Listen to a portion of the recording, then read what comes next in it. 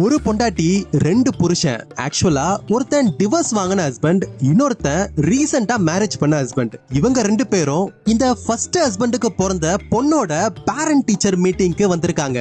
வந்த இடத்துல இவங்க பொண்ணையும் காணோம், இவங்க ஒய்ஃபையும் காணோம்னு பாக்குற அப்போதான் இவங்களுக்கு ஒரு கால் வருது. இவங்க பொண்ணையும் ஒய்ஃபையும் கடத்திட்டாங்கன்னு. என்னன்னா, இந்த ஃபர்ஸ்ட் ஹஸ்பண்ட் ஒரு டிடெக்டிவ். இவன் ரீசெண்டா அரெஸ்ட் பண்ண ஒரு கிரிமினலோட ஒய்ஃப் தான் இவங்க பொண்ணையும் ஒய்ஃபையும் கடத்தி வச்சிருக்காங்க.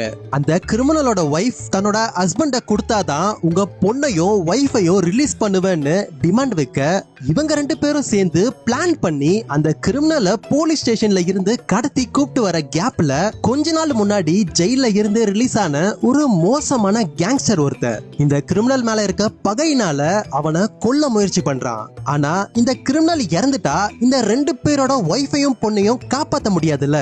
அதனால இந்த ரெண்டு பேரும் சேர்ந்து அந்த கிரிமினலை காப்பாத்துறது மட்டும் இல்லாம இவங்க ஒய்ஃபையும் பொண்ணையும் காப்பாத்தி கூப்பிட்டு வரலான்னு போனா, அங்க அந்த கிரிமினலோட ஒய்ஃப் மட்டும் இல்லாம இந்த ரெண்டு ஹஸ்பண்டோட ஒய்ஃபையும் பொண்ணையும் சேர்த்து அந்த கேங்ஸ்டர் கடத்திட்டு போயிடுறான். இப்படி இவங்க மாத்தி மாத்தி கடத்தின அந்த ஒய்ஃபையும் பொண்ணையும் இந்த ரெண்டு ஹஸ்பண்ட்ஸும் அவங்கள காப்பாத்தினாங்களா இல்லையான்னு ஒரு ஆவரேஜ் ஸ்டோரியா இருந்தாலும் கொஞ்சம் காமெடி கொஞ்சம் ஆக்ஷன் வச்சு இந்த கலகலப்பு படம் மாதிரியே ஃபன்னா சொன்ன படம் தான் ஹஸ்பண்ட்ஸ் இன் ஆக்ஷன். இதே மாதிரி நிறைய மூவி ரிலேட்டட் ஸ்டோரிஸ்க்கு சப்ஸ்கிரைப் பண்ணி ஃபாலோ பண்ண மறந்துடாதீங்க.